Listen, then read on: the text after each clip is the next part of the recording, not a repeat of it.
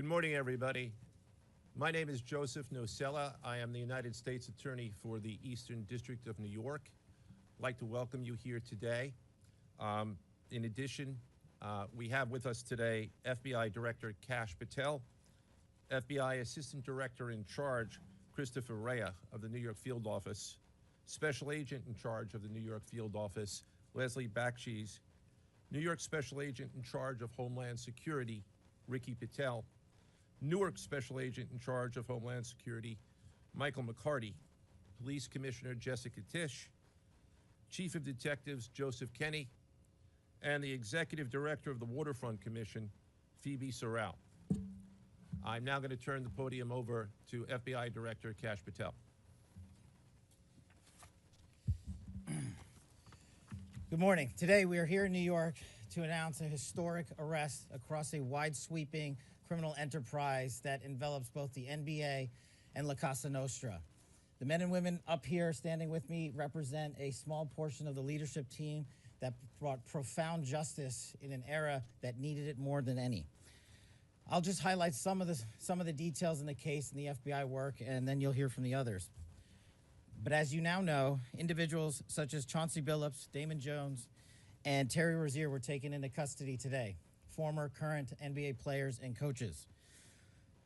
What you don't know is that this is an illegal gambling operation and sports rigging operation that spanned the course of years.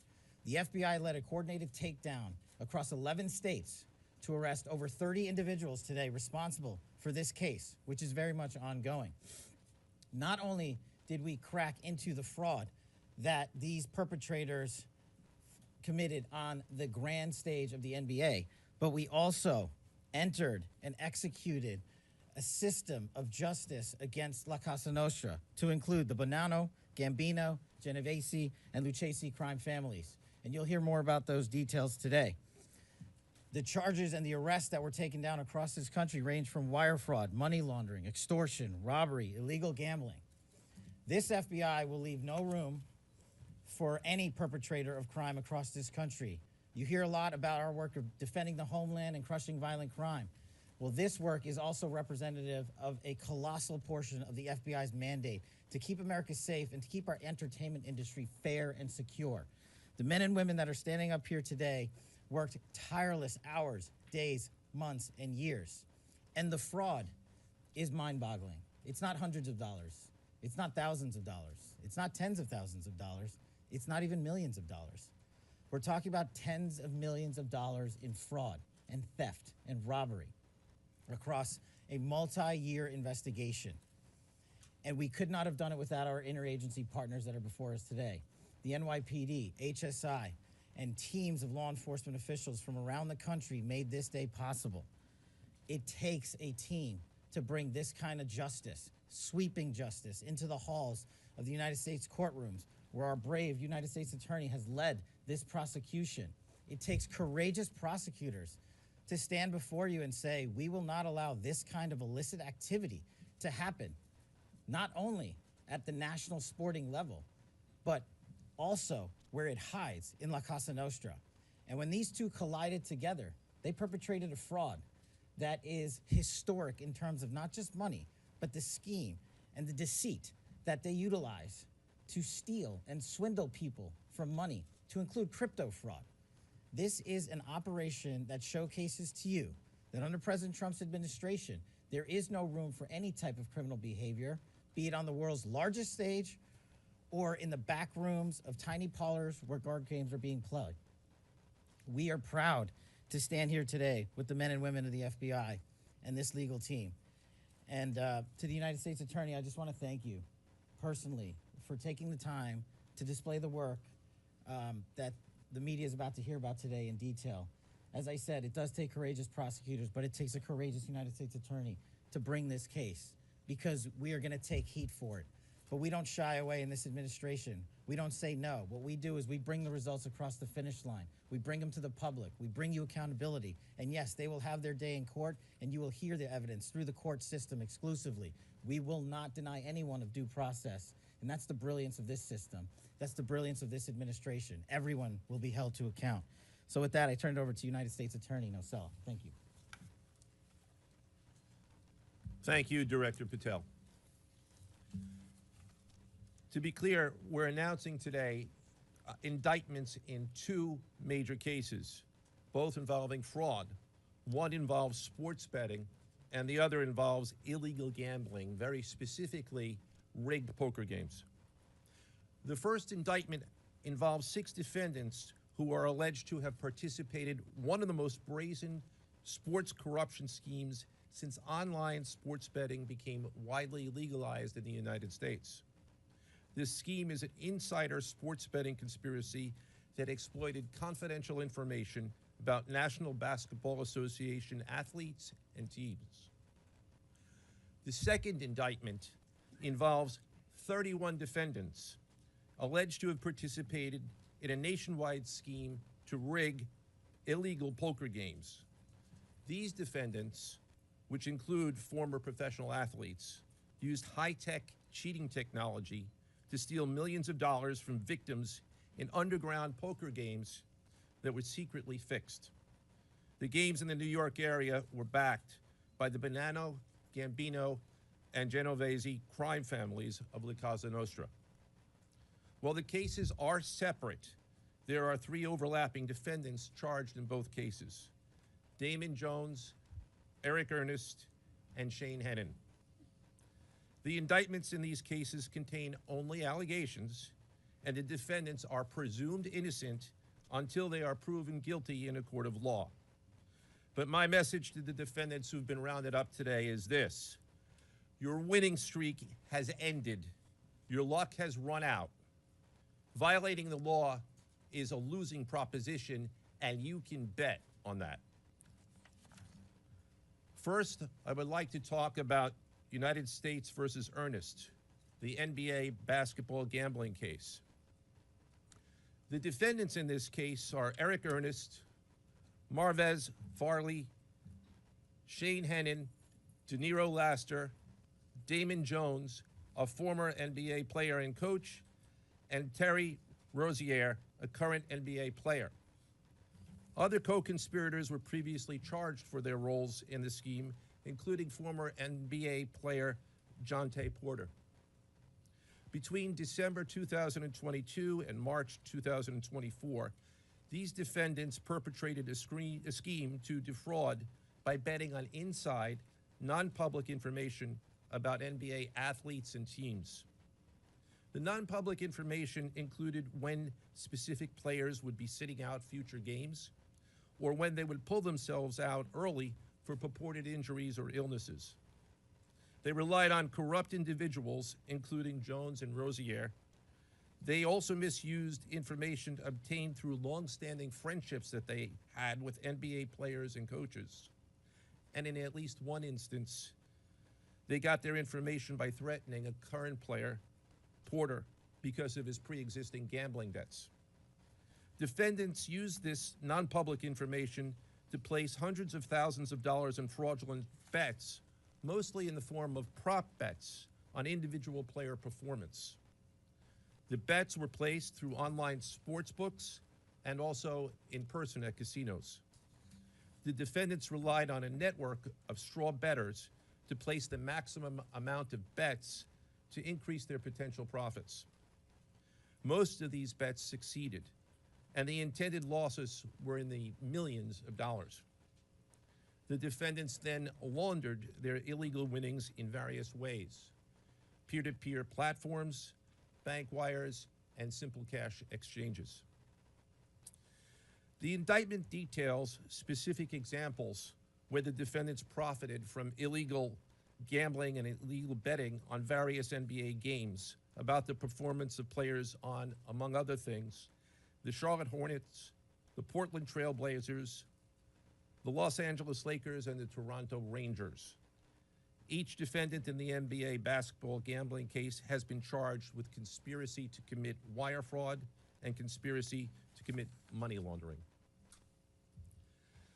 Now, I would like to turn to the other case, United States versus Aiello, the rigged poker game case.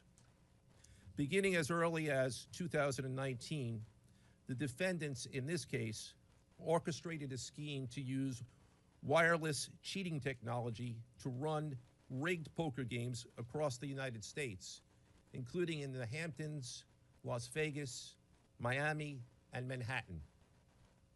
The scheme targeted victims known as, quote, fish, who were often lured to participate in these rigged games by the chance to play alongside former professional athletes who were known as, quote, face cards. The so-called face cards included the defendant, Chauncey Billups, who at the time of the scheme was a former NBA player and is currently the head coach of the Portland Trail Blazers, and also Damon Jones, a former NBA player and coach. What the victims, the fish, didn't know is that everybody else at the poker game, from the dealer to the players, including the face cards, were in on the scam.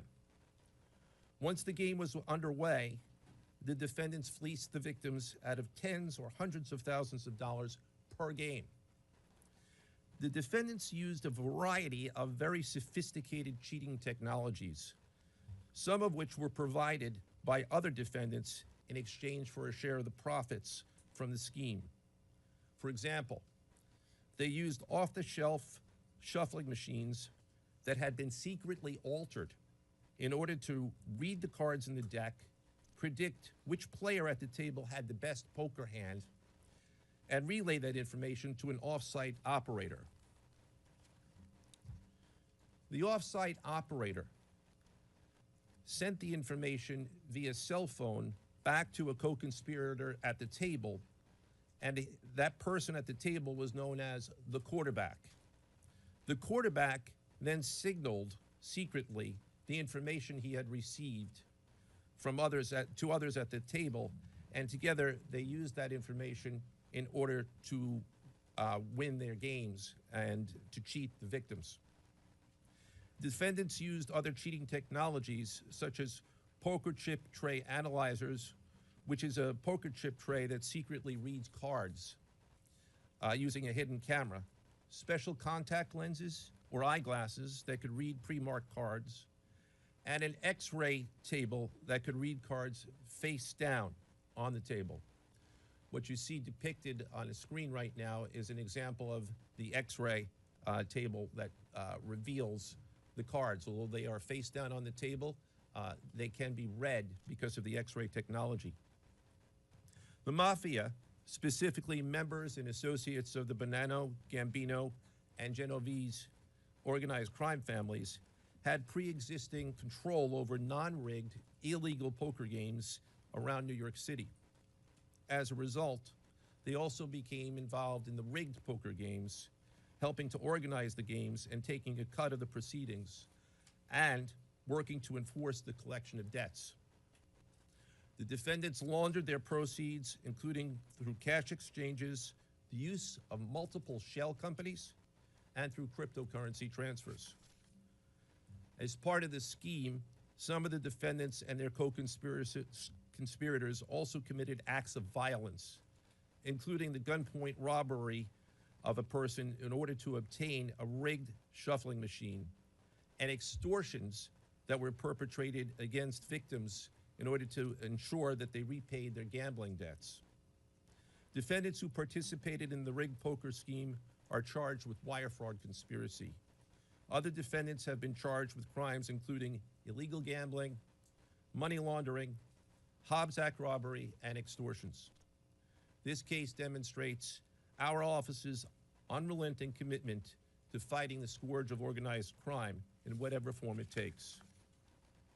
I'd like to conclude my remarks by thanking the incredible hard work of our law enforcement partners, including the FBI, Homeland Security, the NYPD, and the Waterfront Commission.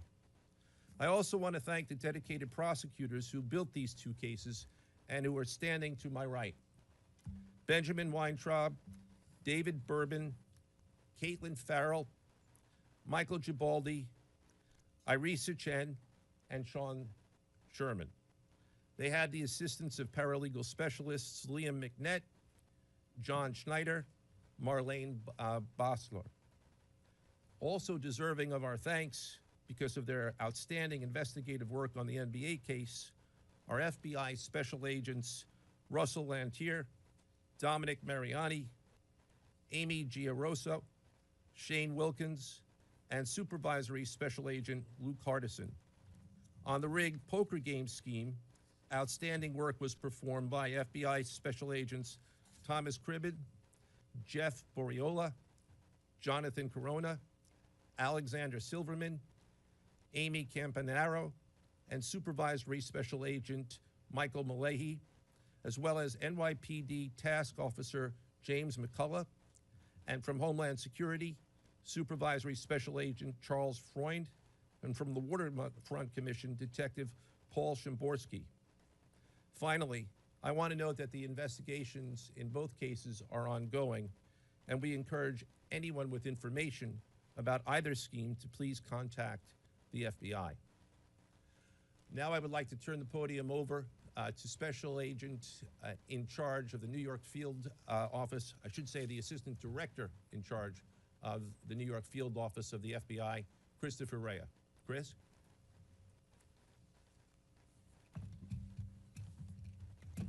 All right, thank you, Joe.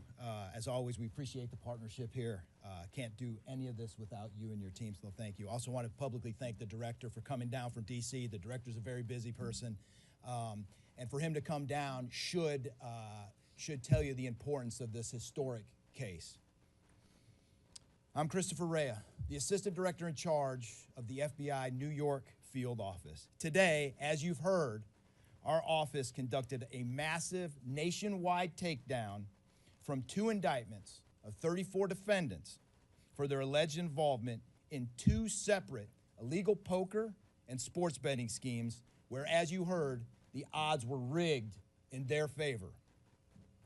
Among these defendants are 13 members and associates of the Bonanno, Gambino, and Genovese crime families, to include capos and soldiers from these families. Additionally, as you heard, current and former NBA coaches and players are also implicated, to include Chauncey Billups, Damon Jones, and Terry Rozier.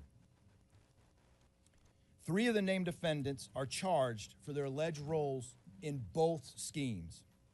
This alleged illegal gambling operation hustled unwitting victims out of tens of millions of dollars and created a financial pipeline for La Cosa Nostra to help fund and facilitate their organized criminal activity. Victims were attracted to play alongside well-known professional athletes and coaches like Chauncey Billups, only to be unknowingly deceived through rigged shuffling machines, fixing the odds in their favor, as alleged and as you just heard from the U.S. Attorney's Office. This alleged scheme wreaked havoc across the nation, exploiting the notoriety of some and the wallets of many to fund the Italian crime families here in New York. Let me be clear about this fact. The FBI has not and will never take their eye off the ball when it comes to Italian organized crime in this city, specifically the LCN and the 5 families here in New York. We are not going to permit any criminal enterprise, whether it be Italian organized crime, Asian organized crime, Eurasian organized crime. We're not going to permit any of those organized crimes, families, and organizations to operate in our city or our country, as evidenced by the 11 states that were also participating in this operation today. The FBI office here in New York remains committed to eradicating all unlawful revenue streams fueling this criminal activity. As with most cases we've worked, this is only the tip of the iceberg for the FBI and the U.S. Attorney's Office. Our LCN squad agents and analysts are continuing to work day and night with the Eastern District of New York to ensure members and associates of the 5 families cannot continue to wreak havoc in our communities. Today would not have been possible without the tireless efforts and dedication of the FBI New York Eurasian Organized Crime Task Force, which, as you heard, was led by Supervisory Special Agent Luke Hardison, and the Italian Organized Task Force, which was led by Supervisory Special Agent Mike Malahi. And coincidentally, Supervisory Special Agent Malahi is going out on a positive as he is retiring at the end of this month for 30 years of dedicated service to the FBI, and that deserves a hand. He's what we call a legend here at FBI New York. Additionally, obviously, we cannot do this alone without our partners. I want to extend my appreciation to Homeland Security Investigations Special Agent in Charge, Ricky Patel. Of course, we do nothing in this city without the NYPD. New York City Police Department Commissioner Jesse Tisch, thank you, ma'am, for all your work and all your resources that you dedicated to this.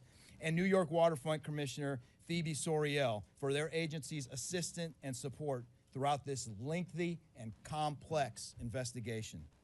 Our collective efforts ensured these subjects will face accountability, like the director said, for their alleged wrongdoings. Thank you, and I'll now turn it over to Special Agent in charge of HSI, Ricky Patel.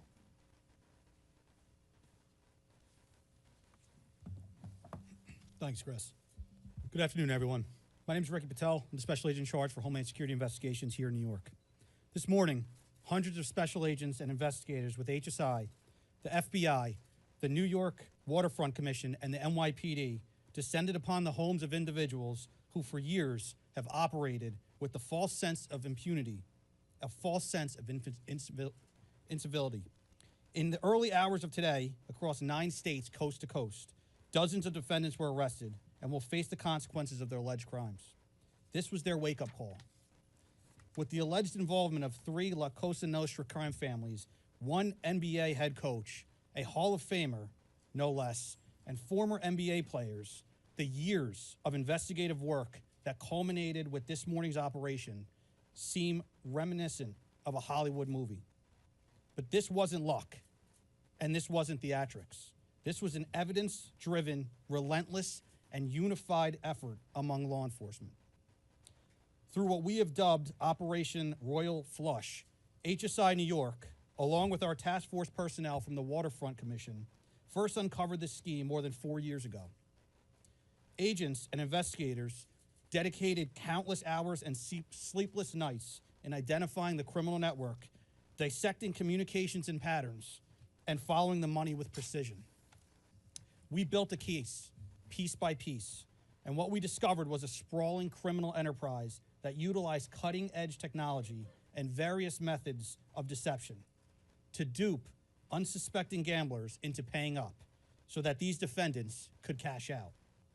As alleged, this sophisticated conspiracy cheated victims out of at least $7 million and placed the public and the defendants alike at risk. This case involved global reach, financial depth, and the patience to dismantle complex financial criminal enterprises from the inside out. When criminal organizations attempt to launder profits through our country, HSI connects the dots and shuts it down. To anyone who thinks intimidation, fraud, or violence will shield their profits, understand this. If you are exploiting our communities, expect HSI and all of our law enforcement partners at your door. I would like to thank all our partners here today. Obviously, the United States Attorney's Office for the Eastern District of New York, the Waterfront Commission, the FBI, the NYPD, and the prosecutors that will carry this forward. Today's arrests are not an endpoint. They are the start of accountability. Thank you, and I now turn it over to Police Commissioner Jessica Tisch.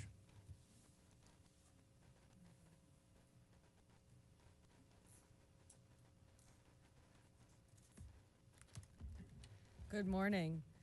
Thank you to Director Patel, Assistant Director Rea, and U.S. Attorney Nocella. What we're announcing today is not just another takedown. It's the result of more than 2 years of coordinated investigative work by the NYPD's Joint Organized Crime Task Force and the FBI. 2 cases that exposed criminal networks led by 34 individuals who believed the rules did not apply to them. They hid behind layers of complexity, behind money, and behind influence, believing those things would shield them from accountability. The first case, Operation Nothing But Bet, exposed a gambling ring built around professional basketball where players and associates allegedly used inside information to manipulate prop bets on major sports betting platforms. They placed wagers on unders on players to score less,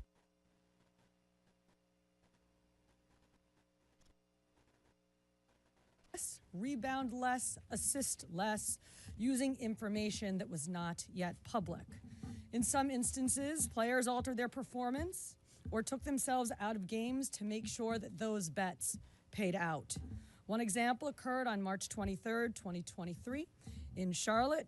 Terry Rozier, an NBA player now with the Miami Heat, but at the time playing for the Hornets, allegedly let others close to him know that he planned to leave the game early with a supposed injury. Using that information, members of the group placed more than $200,000 in wagers on his under statistics.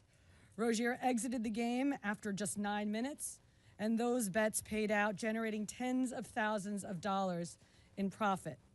The proceeds were later delivered to his home, where the group counted their cash. As the NBA season tips off, his career is already benched, not for injury, but for integrity. As a result of this investigation, 6 defendants, including Rozier, are now facing conspiracy to commit bank and wire fraud. In a second case, Operation Zen Diagram, investigators uncovered a long-running scheme in which members and associates of several well-known organized crime families rigged high-stakes poker games across the country. These operatives included capos and multiple soldiers from the Bonanno, Gambino, Lucchese, and Genovese crime families, bringing 4 of the 5 families together in a single indictment is extraordinarily rare. It reflects how deep and how far this investigation reached and the skill and the persistence it took to get here. That work uncovered a deliberate, technologically sophisticated operation designed to carry out their crimes. They used custom shuffling machines that could read the order of cards, barcoded decks, and hidden cameras built into tables and light fixtures. The organizers also enlisted well-known public figures, former and current NBA players and coaches, including Chauncey Billups, the head coach of the Portland Trail Blazers, an NBA champion and a Hall of Famer, to make the games appear legitimate. Victims believed that they were sitting at a fair table. Instead, they were cheated out of millions. One victim in particular lost $1.8 million. In total, losses exceeded $7 million and continue to climb.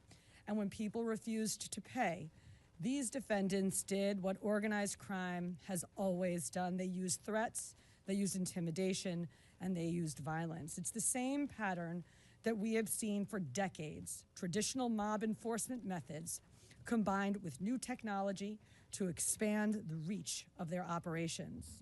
Now, with the unsealing of today's indictment, 34 individuals are facing charges including robbery, extortion, money laundering, wire fraud, bank fraud, and illegal gambling. I want to commend the outstanding work of our detectives from the Joint Organized Crime Task Force and their dedication to these cases, especially Captain Ruben Pagan, Sergeant Chris McGuire, Detective Alexander Creamer, Detective James McCullough, and of course, our Chief of Detectives, Chief Kenny. As part of these investigations, our members recovered and reviewed thousands of hours of video, conducted extensive surveillance on illegal gambling locations across the city, and executed more than 24 search warrants on electronic records that revealed the true extent of this conspiracy.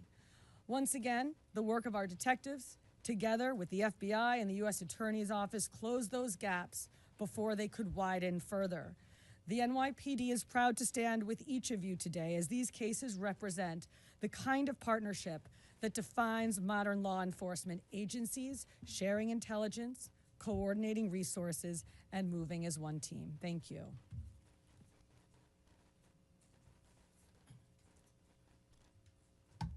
If anyone has any questions that they'd like to ask, now is the time. Question about the structure of the case.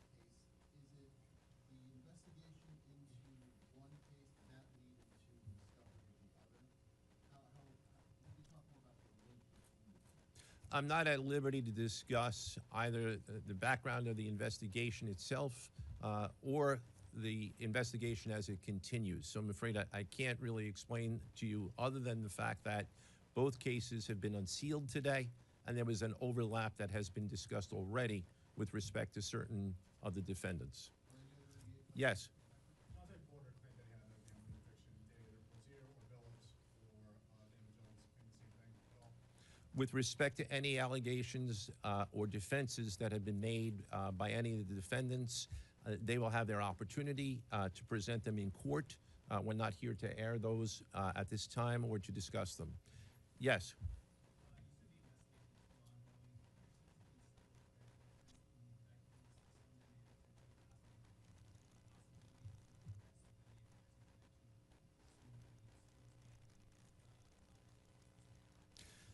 As I said, I can't discuss ongoing investigations. The investigation is ongoing, which by definition means that there will be further evidence uncovered at a minimum, and there's always that possibility, but I can't comment any further with respect to that. Yes? Thank you. Director Patel, you had said in your comments, we're going to take heat for this case. Why do you say that, and what efforts might you take to counter it? It's not popular to go after some of the defendants that we went after today, but justice is served blindly. And how do we countermand that? Simple.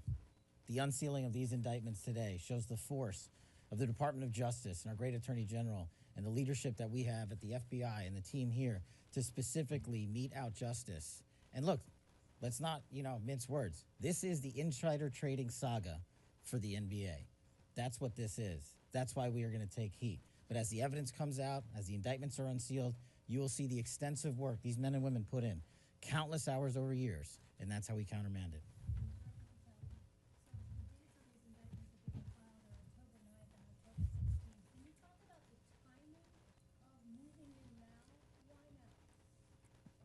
We will not publicly discuss the timing of when we do takedowns. I will only say that we do takedowns in a coordinated fashion with our law enforcement partners and the U.S. Attorney at the appropriate time to make sure that we ensure the integrity of the investigation, as the United States Attorney said, an investigation that is very much ongoing. Director Patel, you said insider trading for the NBA. What are the implications of this case for other sports leagues and for the legal gambling industry in general? Simple. If you're participating in the legal gambling industry, you got nothing to worry about. If you're participating in illegal conduct, you got everything to worry about, and this case shows it. Did the illegal conduct cross with the legal sport betting platforms in any capacity, and if so, is that the search warrants that the police issued? I'm not sure I quite understand your question. You're asking if the illegal conduct. If it crossed with like the sports betting industry or the online sports. The sports books themselves are victims in this case. They themselves did not, as far as our investigation has concluded, they did not perpetrate anything unlawful. Are you able to say which sports books or online outlets they use to make these bets? I'm not going to respond to that at this time, but that information will be made public. Yes? Can you identify the access point where these co-conspirators were able to recruit these, famous people to partake in the schemes? When you say the access point, They were able to recruit them. I'm not sure which case you're referring to. So Well, Rozier, how he was recruited, Damon Jones and the NBA scandal, and then Billups for the poker. we're not at liberty to say that at this time. That will be revealed in due course. Yes? He was being What is your question, sir? Hey, thanks for being here. You just said that the sports books themselves are the victims, at least in the indictment involving Terry Rozier and others. They're among the victims. Okay, but those companies make, as we all know, they make a crazy amount of money off of a lot of everyday Americans make bets and mostly lose them. Are you concerned with a jury potentially not being sympathetic in a case where the victims, as you say, are these multi-million or billion-dollar gambling companies? Let me repeat that all of the defendants themselves are presumed innocent. We believe that at a trial, when they have the opportunity to present their defenses if they chose, because they're not required to. We will come forward with the evidence to demonstrate their guilt. Yes?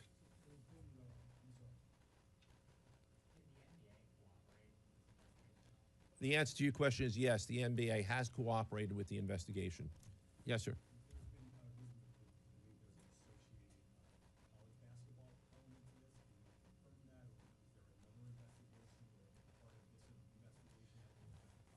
The investigations that we announced today did not involve college basketball. Next question. Yes. There was an emphasis on the Italian crime presence, organized crime in New York. Can you give us a sense of the strength and status of Italian organized crime in New York right now? No, I'm sorry. That would be a question that goes beyond what we're here to discuss today, which is these two indictments. Thank you.